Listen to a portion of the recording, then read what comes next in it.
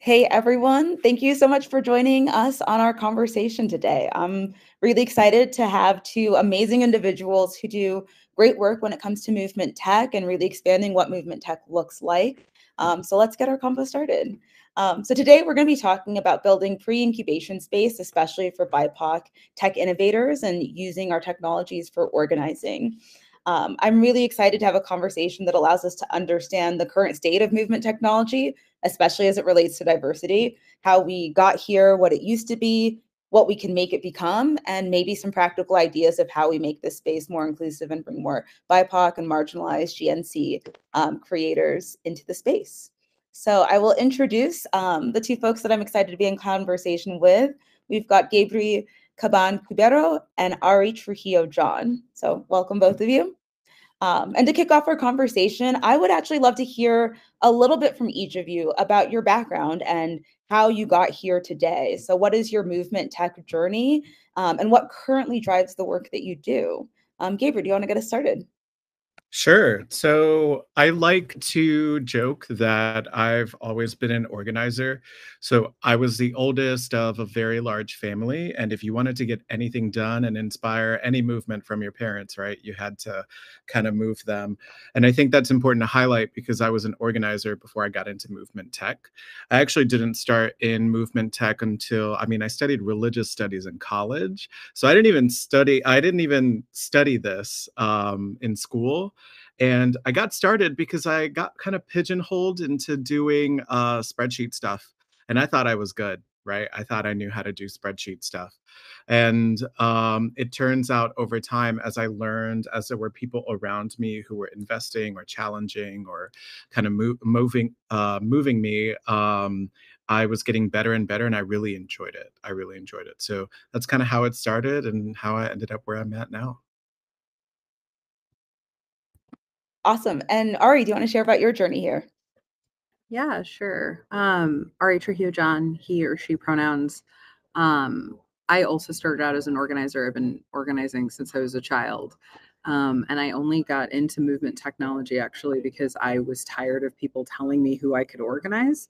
I found out that the data folks got to determine who we were talking to. And I got into a fight with someone where I was like, I actually think we need to be organizing somewhere else. And they didn't believe me based upon the anecdotal experience of me and my canvasser. So I learned how to cut my own lists and showed my lists were more effective in cost per vote. And then when I didn't like the process around my list, I became a data engineer.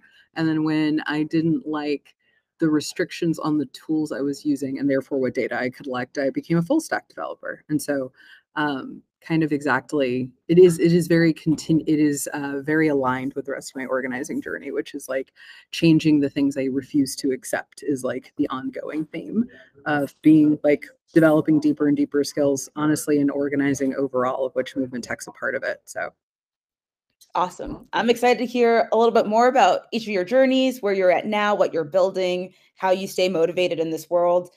For our audience, please feel free to ask questions. I've got a host of questions to ask, but we would love to hear from you. So you should be able to use that feature here on WebEx, and we have time at the end to get in some Q&A from the audience.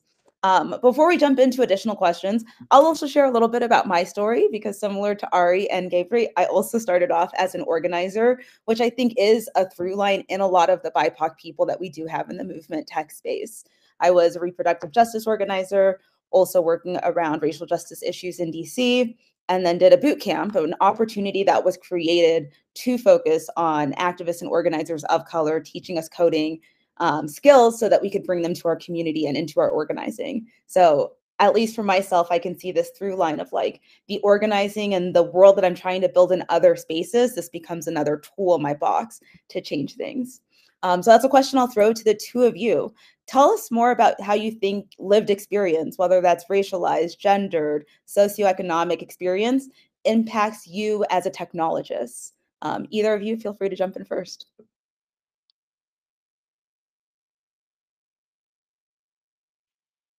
I mean, all of the dimensions of oppression impact me as a technologist as I'm trying to implement tech. I mean, most of the things I build because no one else was willing to listen to the people who are demanding those things be built. right? And so, and what I find for myself is that it's actually, there is some sanctum in the anonymity of just like reading through Stack Overflow comments. Like when I'm in the nitty gritty of trying to figure out like how do I maximize the efficacy of this like progressive web app that I'm trying to build, right? Devoid from the context of which I'm trying to build it, but also it's almost impossible to separate myself from the reason why I'm building anything and also who I am as I'm building things, right? And so there are decisions and choices I make that it has been impressed upon me are a result not only of my experience of systemized oppression, but also of like my political analysis around solidarity and like an analysis of like margins to the center, right? Like what disability rights advocates call like the curb ramp theory, right? Which is like the things that actually serve folks who have accessibility issues, regardless of how you define that. If you actually make that space accessible for them, you also make it accessible in a number of other ways for a number of other people. And so I think it's impossible for me to separate the two. And I think I'm kind of grateful for that because I spend a lot of my time building the things that no one else would, right? Either because they didn't think it was worthwhile or because they didn't think it was possible.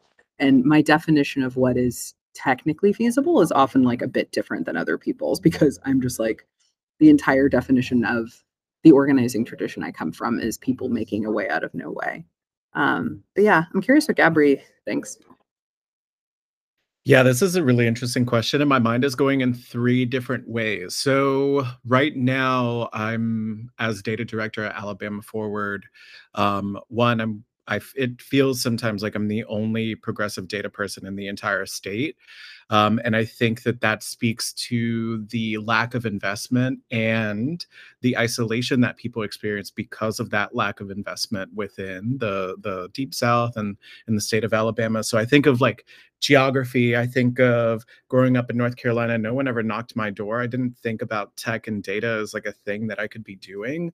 And obviously, I was never on a list, right? I grew up in Puerto Rico, or I was born in Puerto Rico. I grew up in North Carolina. Somehow I was never on anyone's list. I was never one of the folks who was reached out to for anything that was meaningful or important in our community at that time.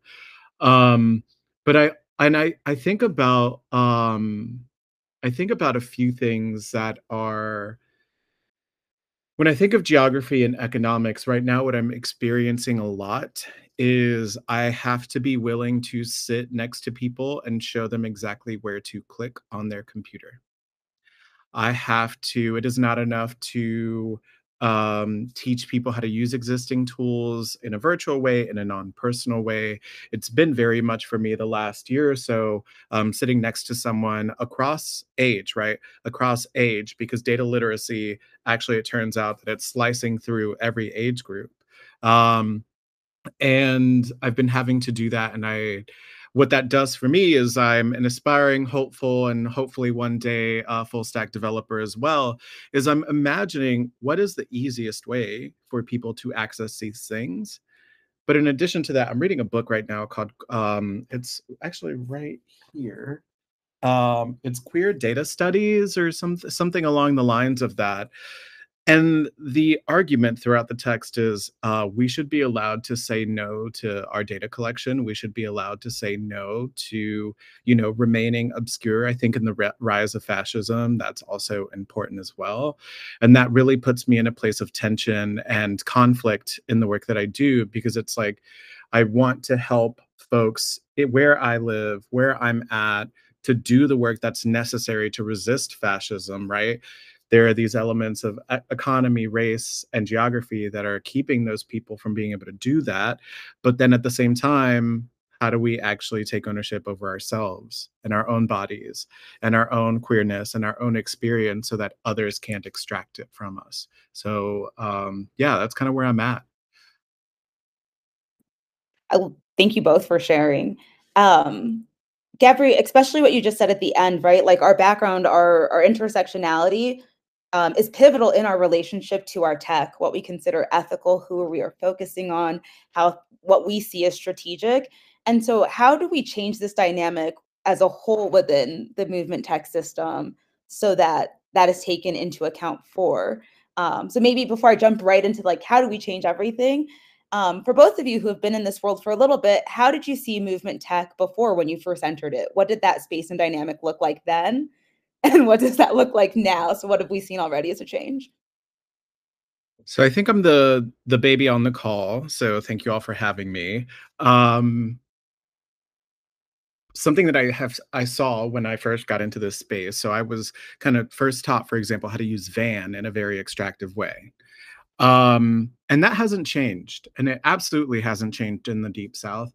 And I feel almost silly and almost like it's a waste of my time to tell people to stop being extractive because many people still continue to do so. But we will say it nonetheless, right? I think that's something that has not changed but has to is the way in which folks from outside of our area, whether it's outside of our racial group, whether it's outside of our queerness, whether it's outside of our state, right, swoop in, try to save us, but really in only insofar as they can make a buck off of us. And so something that I haven't seen change is that, and that I think, but something that I think has changed is hearing the stories from Kemi and the people that you've trained, from Ari, and like kind of your trajectory as well. I realized that there is a lot more infrastructure that has been built by people that look like us to support people who look like us, to develop people who look like us.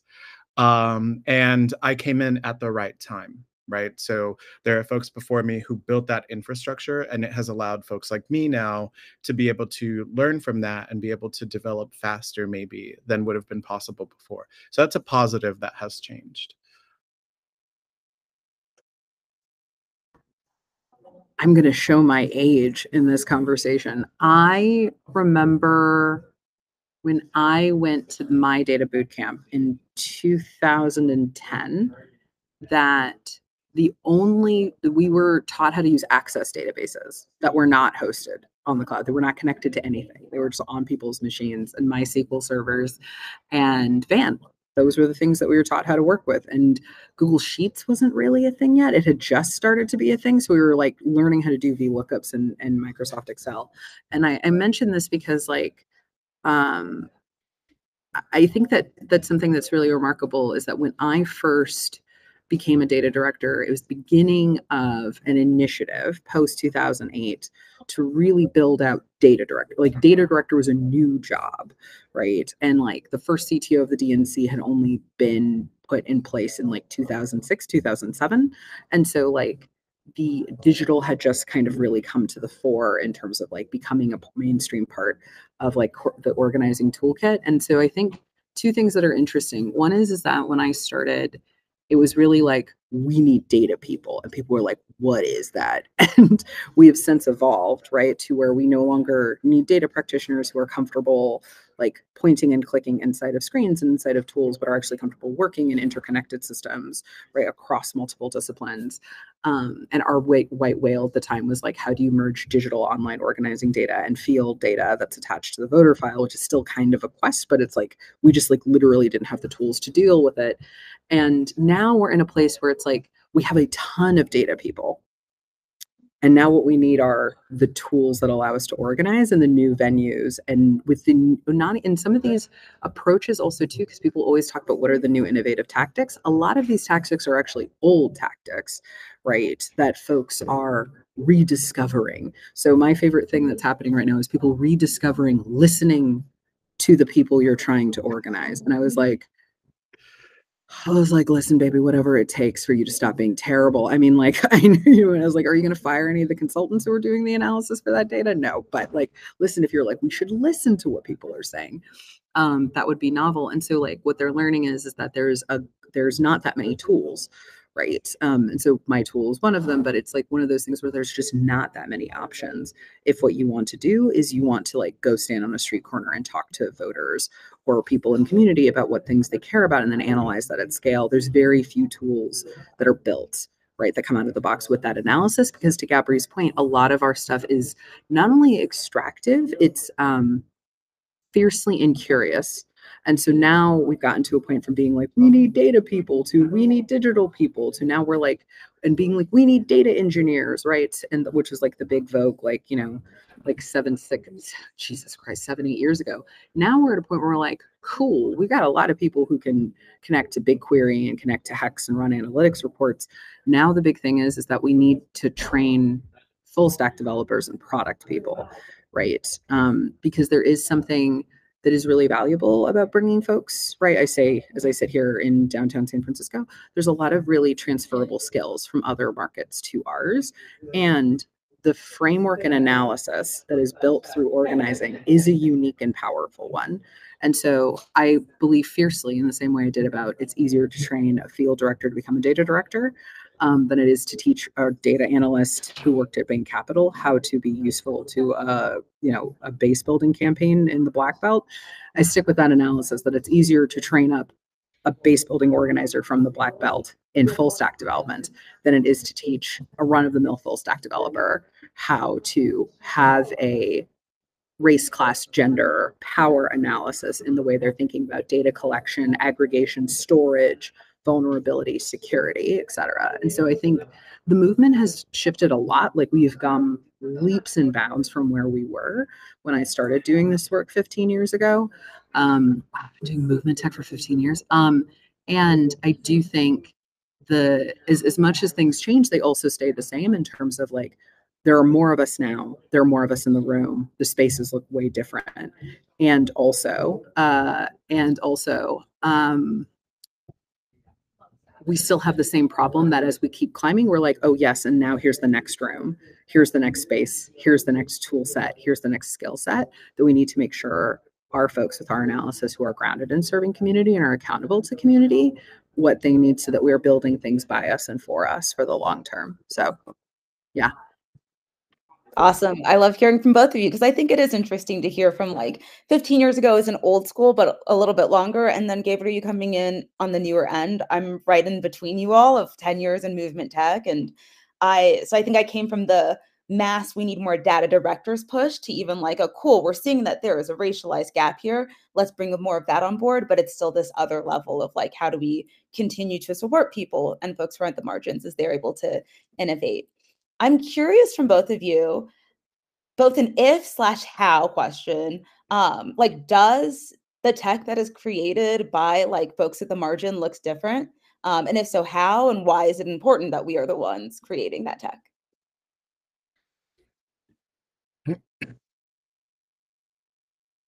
I can start. So bias, right? I started a company. We build organizing tools that don't suck. One of the first things that I remember there was a mass debate. There was like a Slack channel. It was one of those things where it's like, we have this demand of this CRM that everybody uses. And they keep dead naming people in a way that's super fucked up. And so a whole bunch of us like got together and organized because we're all pissed off in a thread, in a group chat together. And so we've created the sub thread of like queer and trans non-binary folks who are all like, we're going to organize these people around this thing. And we've been spinning our heels about like, how do we mobilize these people to stop being quite so transphobic, right, in their organizing tools. And we've been having that conversation for months. And I remember it was around the same time that I started building Open Field. And I remember one of the first things that I implemented, and it literally took me a day to do it, was making it so that if you were provided with someone's pronouns, it overwrote assigned sex and display and made it so that if someone gives you a preferred name, it overwrites assigned name like that's on legal paperwork on display. And I remember when I did it, realizing how simple it was, a change to do. Right? It's like you create two database fields, you make them editable, and you change your conditional displays. Like this is not complicated, sophisticated, like cutting edge coding here. But it was like pulling teeth, right? To get other folks to understand why this was important. And on the other side, it's like always been foundational to how we operate, right? And so I think you do see differences in terms of what do people prioritize in terms of how they build, because a product, and I think this is actually really helpful for organizers, products and tools have a strategic analysis just like campaigns initiatives and organizations do, right? They're reflective of the strategic, philosophical, and values alignments of their founders and of their operators, right? And so we have a strategic analysis and a product development analysis that says margins to the center, and that's not a bit, right? Which means that even clients who are not able to pay us a large amount of money in order to get their needs prioritized, if they are organizing marginalized communities, like we prioritize their tickets at the same level as our largest clientele, right? Because like we're conscious that actually the greatest innovation happens with the folks with the least resources. And what we've seen is exactly to that extent, like there were folks who were knocking on doors who did not have resources to be like commissioning tech, who were doing deep listening campaigns decades ago. We built our operation and infrastructure around their analysis and tool set. And now a whole bunch of people with piles of money are like, what if we spent $100 million listening to voters, right? And it's like, okay, cool, great, right? But that relationship to me is an old one, right? Of like innovation happens at the margins with the folks who have to be scrappiest, with the folks who are closest to the ground and have the deepest relationships. And if you have a product analysis that embraces that framework and analysis, then your tools inherently look different than if you're just like, what is easiest for me to code and what is the best way to make money, right? Like that's a fundamentally different alignment and analysis. And so I do think you see this for anyone who's experiencing marginalization, but I think it's particularly key that you don't have to have a marginalized identity in order to have a solidarity philosophy that is baked into the core of your technology. But it is a meaningful difference when we're not having to learn up on things. And so you're just like, oh yeah, of course. We didn't have to have a debate about pronouns at Open Field. We were just like, yeah, okay, cool. And we just did it. So yeah, I'm curious, Gabby, because you're also one of those people who's inundated with pitches for tools. I'm curious what your experience and analysis is. So the question, Kemi, was around like tech innovation, like why it's necessary for. Okay. And then I love your question, Ari. So I will say right off the bat, what I do with pitches is I ignore them. I ignore them all. I ignore the random connection on LinkedIn. I ignore the message. I ignore them all. And the reason for that is because you don't live here. You don't look like me. You're here to take my money. And what we really need, I'm really in the phase of my life and my tech world and my organizing where we need coaches, not consultants, right? We need coaches. We need people who are teaching us and leaving skills behind and not people who are just taking our money. So that's right off the bat what I do. I mean, I'm really excited to go to Nat Roots, right? And I will say that right now, all of my connections are from product people, right? It's like selling you a product. I've not accepted any of them. I've only accepted the friends that I know. And that's on purpose. That is on purpose.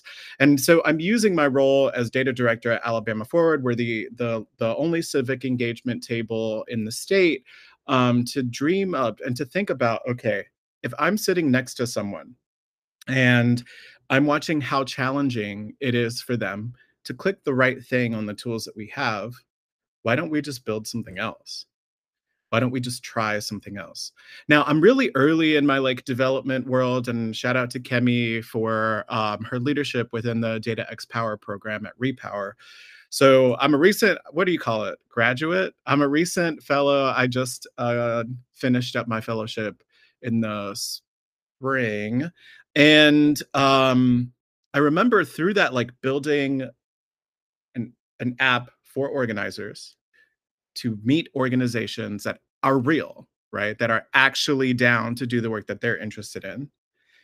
And it prioritizes and benefits the organizers and the people, not the organization. So it is geared towards giving them like more power over how they connect with organizations.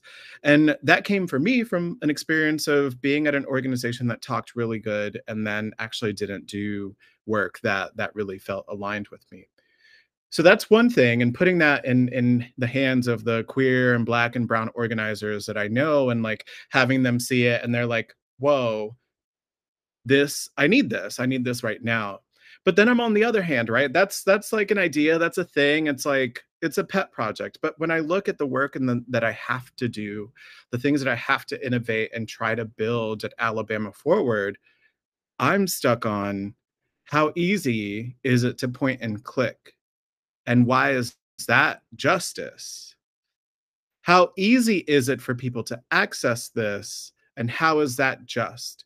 Because I know that being in this role in a state table, there are requirements, but there also is a wide array of literacy. And so, how do I meet people in the middle to innovate for solutions that allow people to continue to participate in this infrastructure that's definitely going to bolster and boost their work? And dreaming up and scheming like, okay, and how do I make the barrier to entry as low as possible so that folks are actually working on these things? So that's kind of where I'm at, right? It's like I have my own experience, my own placement of working with folks, of wanting to be an organizer who doesn't get tricked again, right?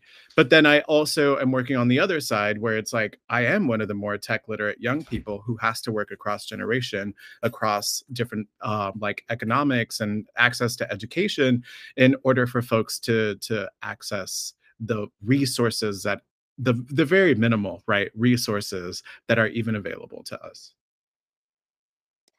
Gabby, there's so much I can touch on in what you just said, like so many different threads. You did mention Sorry. no, don't apologize. This is great. You mentioned data X Power, which I want to just take a moment to quickly like share what that is, and I think that's a part of why we built this conversation. And that goes to the question I asked earlier about like what we've seen change in movement tech. And so I'll say, from the time I started, there are more Black and Brown data directors, data managers, people touching data, and I found that they get stuck. They get into that first or even a second level job and they're kind of still locked out of higher management or thinking more holistically about things. But they're also organizers at heart. They're also working with their communities. They're also able to notice like the downsides of these tools and tech, but there's a gap between them being that data director and being able to build the tool that they know needs to happen. And so Gabrielle also hit on, we need coaches, not consultants, right? So what is it that those types of folks need to be able to become the person building an app, building a solution? Like what kind of infrastructure do we need as a movement to help folks get there?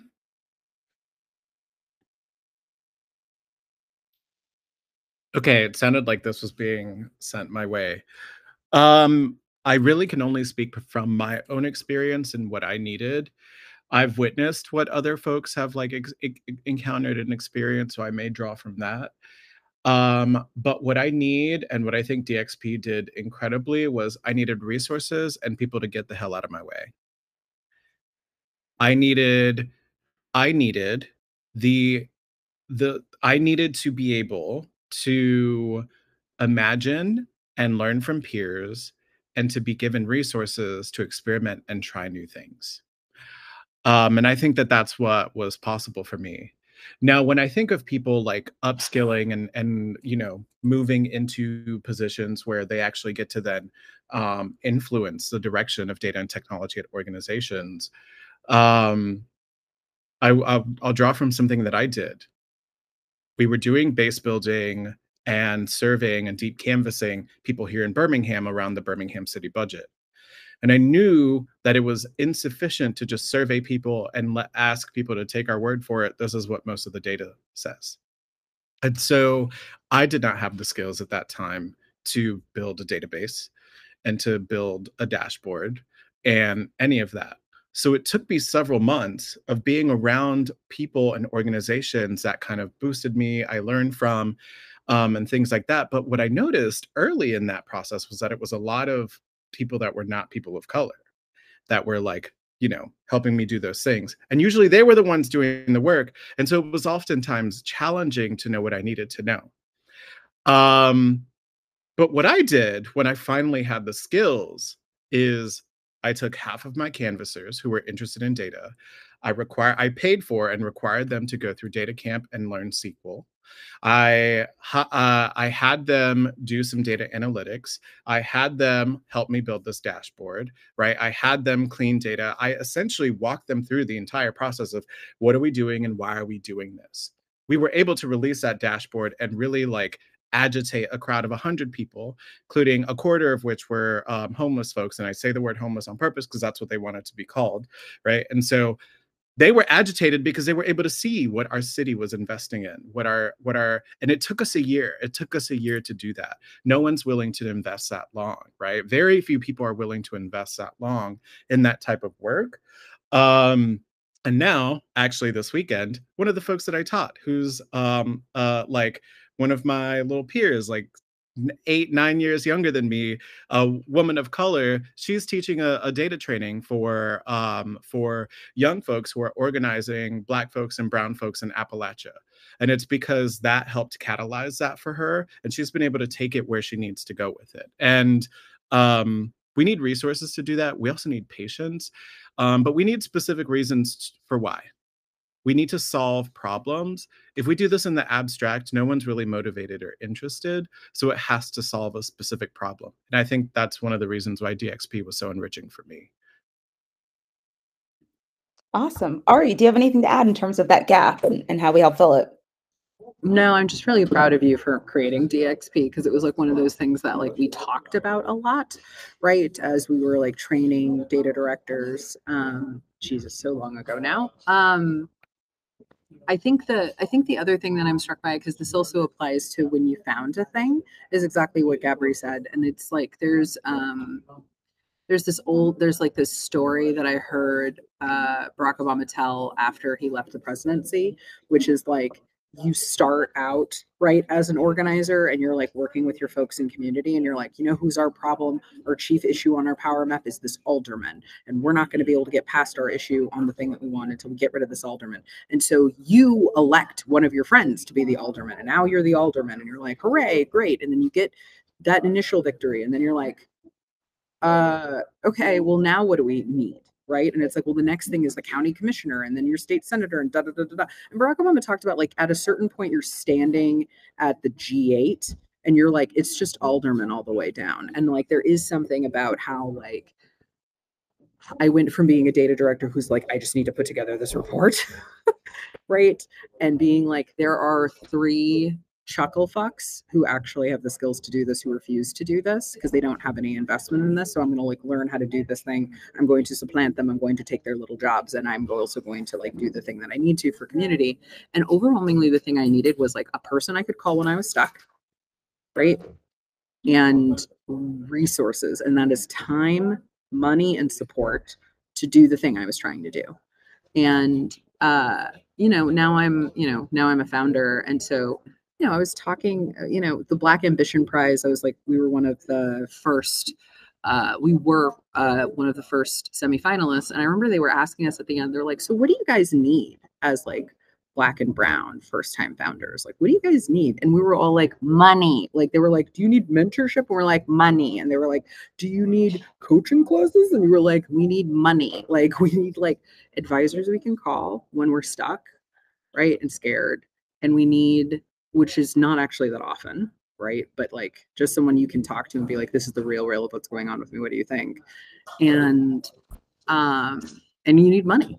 Like that's what you need as a founder. And when you're working within an organization, what you need is the support to work through something, right? And enough leeway, enough leash to like get an idea and try and fail a little bit and learn from the next thing and iterate on. And I think that there is also something that's super real about being the resource that we've always needed to other folks as we see like folks coming up behind us. Because like the story that Gabri told is like, I've heard hundreds of versions of that story over the years, right? And like, this is one of those things that you're only going to keep it by passing it on and giving it away, right, to other folks. Because as much as like money is valuable, and it is valuable, and you should give people money.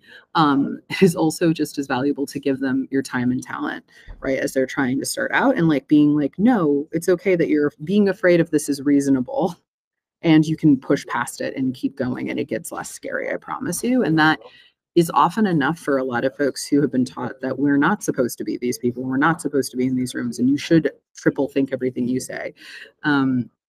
As we do have to be twice as good to get half as far, right? Like it is really valuable to be like, being scared is totally normal and reasonable. And also you'll get through it because this is genuinely good work. So you should just stand by it and like hold your head up, right, as you like roll it out, right? That is also extremely valuable. And people should cut first checks. Kemi. Yeah. What both of you said, right? These resources, the tangible ones like money, but also Gabriel, what you said about get the hell out of my way. And I think a lot of that comes to like a level of trust. And I think that trust also connects to giving the resources too. Like trust us to experiment, trust us to fail at times, but trust us in that process. And I think the lack of trust right now is due to the culture of what movement tech looks like writ large, what the relationship with movement tech and creators of colors looks like writ large. So I'd love to hear from y'all, any anecdotes you have about what that current culture looks like, and what could this culture look like? Like, what would it look like in an ideal way that really allows folks to flourish in their trajectories? I mean, I'll start with this, right? Which is like investing in BIPOC leaders and movement tech is not an act of charity. It's a strategic decision in order to win.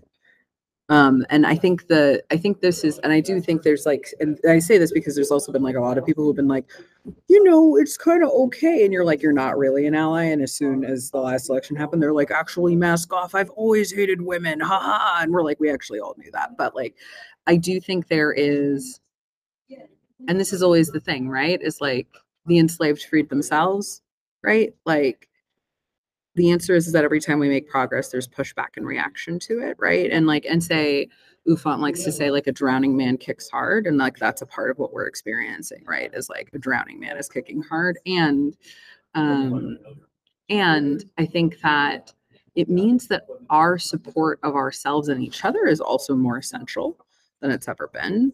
And I think one of the things that I'm kind of mindful of as a part of that is that it actually is not possible to win in the environments we're trying to win in right now without having leaders who are technologically skilled and do not separate tech from strategy, right? They have both pieces of that analysis in the rooms where decisions are happening. Because, and I'll say this briefly and then I'll turn it over to Gabri because I'm really curious what Gabri's thinking about this. But there's an analysis that happened after the election of like what happened to 2020 voters, like where did they go, right?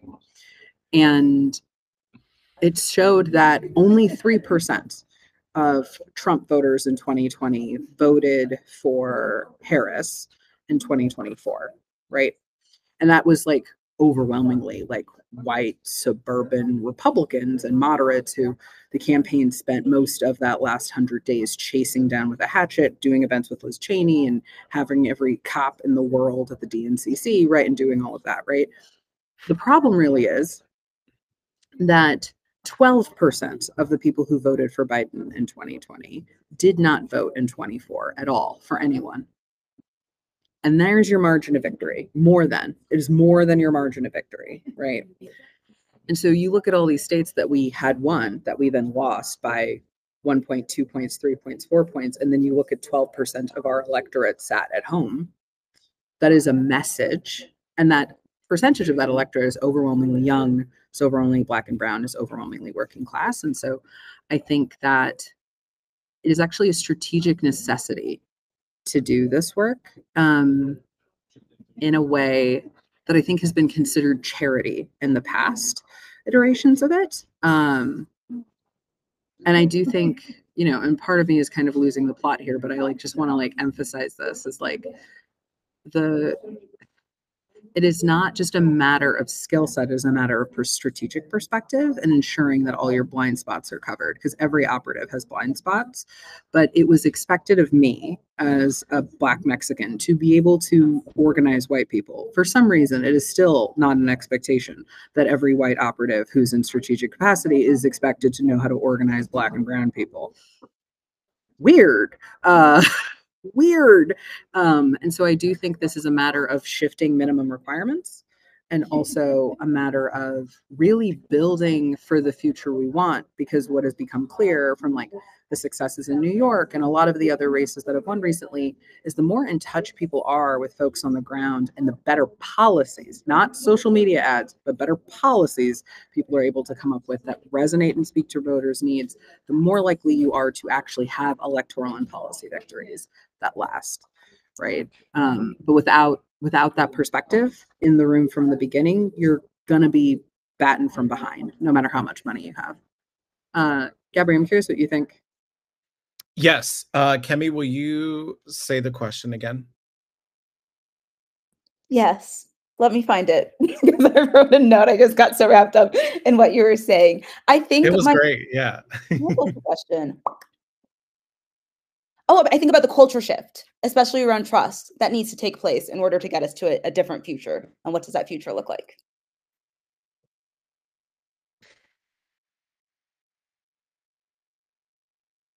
The pathway after the next census, the pathway to power is going to be through the South.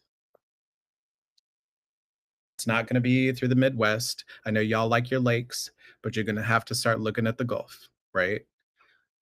It's not going to be, it might be in the desert states, right? It might be in Nevada, in Arizona, in New Mexico.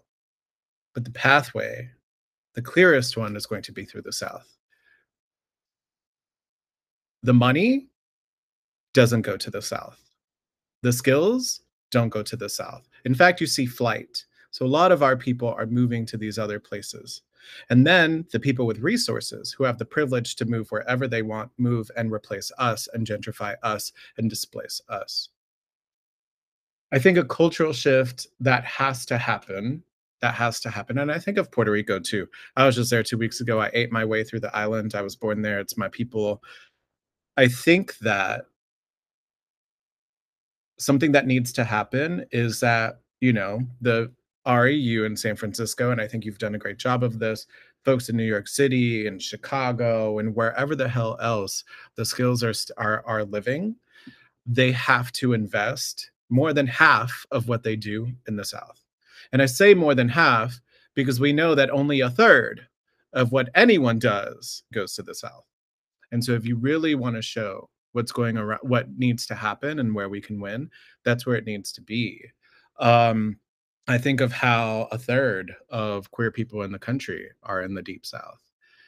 But I think it's 10% of funding goes down here, right? It's a pretty low number. I like to tell people that we didn't lose Congress because of Alabama. We didn't lose the House because of Alabama. We gave y'all an additional seat, right? We lost it because we continue to invest in these other places that already have more than enough. And so I think that's a cultural shift for me. I'm ride or die for the Deep South, raised in North Carolina, live in Alabama. And I think that translates to more people with the skills to transform data and technology here, to build trust too, and to actually regain power over our own data, because I think that that's a big barrier, right? Like our folks who have been extracted, exploited, surveilled aren't very trusting of a lot of this data and technology. And we need people like us to help transform that and to use that data for power and for good. I remember one of the words you said was anecdote. And I just can't get this out of my head because I thought it was so funny. And I was like, this is why I do this work. Yesterday, doing a training on, on a tool that we all know, that we all use. And one of the folks that I spoke with, they do this thing where they will like reach out to people randomly, and then they will check the Secretary of State's website and see if the person actually is registered to vote or not. This is a 74-year-old woman who lives in Mobile, Alabama. And we were doing this training with her, and she had this aha moment. She was like, you mean to tell me that I don't have to do it that way, and I can actually do all this other stuff to like multiply my impact? And I was like, That's right. I was like, that's right. Yes. Right. Yes. And part of what had to happen in order for us to have that conversation was we had to talk about where is this data coming from, right? Who are the people in this random bank that no one knows where the data comes from? And so we had to have a conversation around that. And one of the ways in which I explain to folks in my community is what's happening and where their data comes from is I'm like, so it comes from here, it comes from there, it comes from the credit bureau, it comes from the voter file, it comes from all these places. And they're like, well, then why would I reach out to these people? I'm like, the opponents already are. They actually own this stuff. And so what is a way in which we can reclaim this, right? What is a way in which we can work around that? What is a way in which we can try to disrupt this so that we're inoculated and ready to be like, actually, when these other folks come and try to do the same thing with us, we're already here. We're not in a place to be disrupted. But yeah, I know that's kind of all over the place, but it's because doing data work in the deep South with people from all over is kind of all over the place. And that's what makes it fun. I'll add one other thing to that, though, that feels important to say that just occurred to me while you were talking, Gabri. Like, trust is earned, right? Like, respect is earned, right? And like, there's a lot of us as practitioners of color having to prove ourselves, but I think there's also some proving, right, that organizations have to do to be like, are you a place that I can fuck with enough to put some of the most talented folks there and know that they'll be okay, right? Like I was doing strategic table work with some folks a few weeks ago, and we were talking about like, are the dynamics at the state table sufficient for us to be able to feel good about putting a bunch of, like, if we had young Black, brown, trans organizers at those state tables, like, are the state tables in a state where we could do that?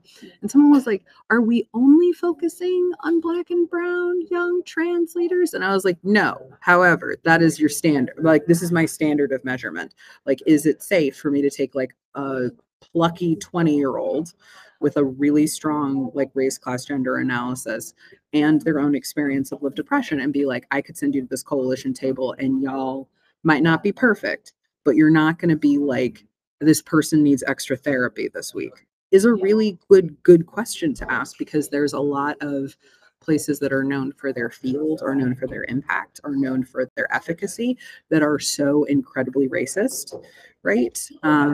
Or structures that are so incredibly harmful, right, to like young leaders, that it's like I would never put a young leader there, even though there's like folks that I know that are more senior and experienced that would have the seniority that I know have been in the knife fights where they could stand 10 toes down and be like, cool, if you pay me the right amount of money, I'm gonna go make all of these people quit their jobs and take over this organization. But they're clear about that in a way that isn't true when you're like junior staff just walking in trying to find your footing. And so I do think trust has to be earned, right? And I think we're really good at putting the onus on us trusting our skills and learning to trust our skills.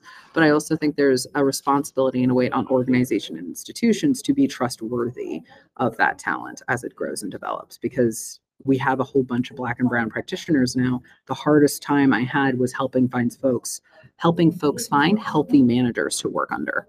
That was the hardest thing I found after training folks. I totally agree with that. And I think that we also have maybe more Black and brown folks who have entered and then leave or go and stay in a specific sector of movement because other sections are so toxic. And those sections always say at conference time, oh my God, we need more Black people on this list. Why do we have no Black people on this conference? Anyways, so And is there, go jump in, please. To that, I have worked in many places that struggle with the toxicity, and just because they look like us doesn't mean that they hold the same values or will treat us like we look like them, right? Mm-hmm. And what has been fascinating in seeing the gentrification of data and tech departments, where they can't sustain, they don't have the infrastructure, they don't really have the interest in developing Black and brown leadership within those departments. And then you see them change race, they change age, they change economic status. You just see them transition. And sometimes it feels like those are the only people who can thrive in those spaces. And the thing is, they also pay them more, which is gross. It's gross, right? They also pay them more than us.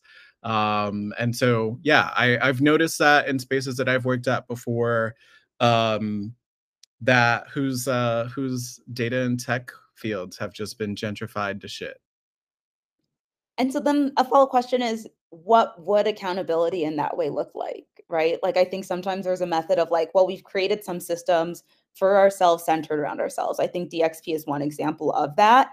And there's still such a big, larger apparatus that the wheels keep turning and they're like, oh man, but then they're not really doing anything. So is there anything to be done, or is it really just about building our own systems?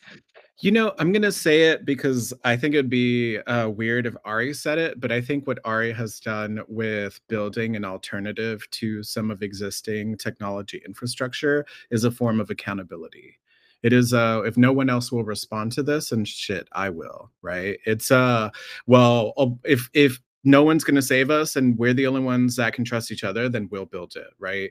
And so I think something like open field is an accountability measure where when you start build, and you know, this again, understanding it's a company, right? But when I think about it, I'm like, who are the companies occupying the space right now that are retaining our information, that are kind of controlling our ability to reach our people in many ways, and what are the alternatives? And in the space, we need more alternatives. We need more investment in alternatives. It does not matter like if that alternative is successful or not. What matters is that we are keeping this ecosystem healthy. We're keeping this immune system healthy, right? Like, not everything that tries to grow in our own bodies is going to grow, right? And so like we have to think about this as diversifying the space so that when a successful organization or company or individual comes into the space and is thinking about this completely differently, everyone else has to change. And sometimes that's one of the only ways in which they will. I don't think that's the only way, but that's immediately what I thought of when I thought of accountability in the space.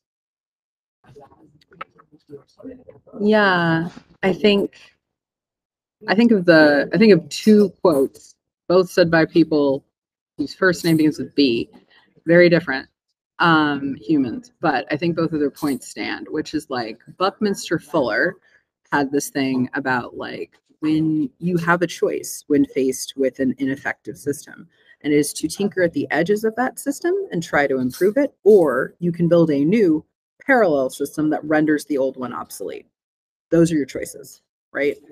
And Bucky Fuller had a very strong feeling about one of those options, which is build a whole new thing versus tinkering at the edges. I've done both, and I have found there's merit to both, right? Like, as someone who has gone into organizations, realized, okay, organizational transformations, the main thing I'm doing now, crack knuckles, cool. We got 2 good years. We're going to do a bunch of stuff. We're going to burn out and leave, but it's going to leave the place healthier than we found it. And so that's worthwhile, right? And I've done that at a few places where that's been absolutely worthwhile in a major way. And also places where it's been like a total fucking waste of effort. And you're just like, well, damn. And then the other, you know, person whose quote came to mind as Gabrielle was talking was like, you know, Beyonce has this line about like, I'm the bar, right? Like, there is something about like, I had the most remarkable experience the other day. And since we're like talking about open field, the actual thing I'm proudest of is not the tech, it's the shop itself and the environment there. And I've done a lot of skip level reviews. So like I am a manager's manager, right? So I talk to your direct reports to make sure like everything's cool, right?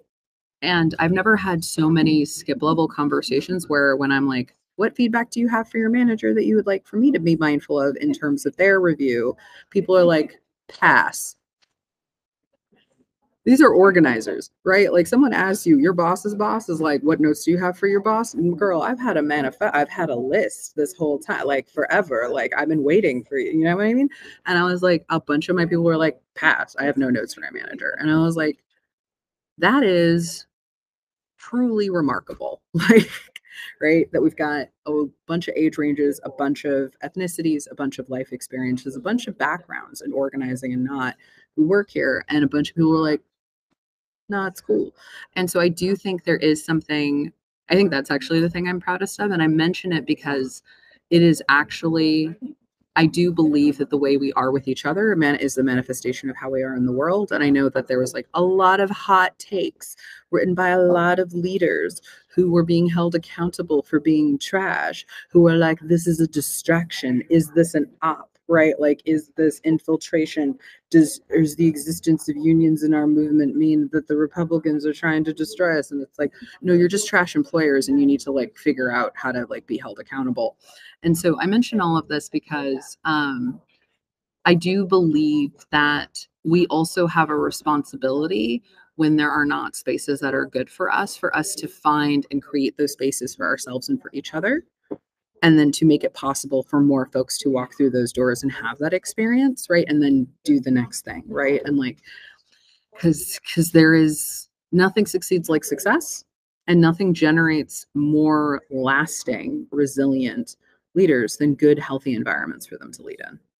Frankly, nothing else. And so if it means a bunch of us got to found our own shops and start getting consulting checks, right, in order to make sure we're supporting our people, mazel. And also similarly on the flip side of it, right, if it means that we have to build a new system that becomes the new standard, right, it's something that is actually like the definition of every oppressed person in the history of America, right, is to like, you make a way when there is no way, and then we become the bar. So that's kind of, I know we're like at time, but like that's the thing that immediately comes to mind. Awesome. As a resident Beehive will be or whatever, love the bar line. And so I guess as we close off our conversation, there's still space, audience members, if you want to add a Q&A. But in the meantime, I would love to hear, for those new technologists of color who are trying to become the bar, right, that have ideas, what's your piece of advice to them? And also, if you have any call to actions for white folks in this space or world resource organizations, like what is the call to action to do differently to support those folks trying to become the bar?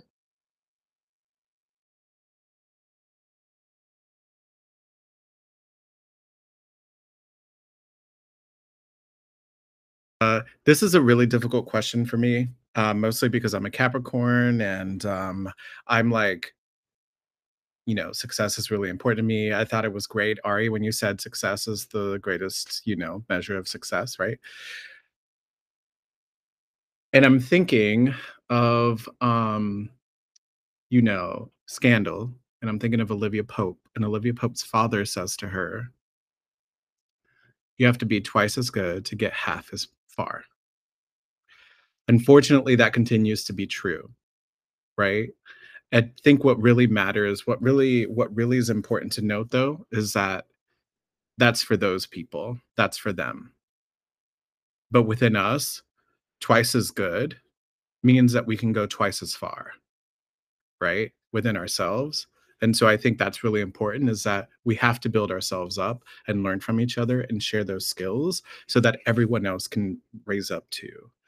And so that's what I'm feeling, and that's what I'm trying to do in my work. That's beautiful. Thank you.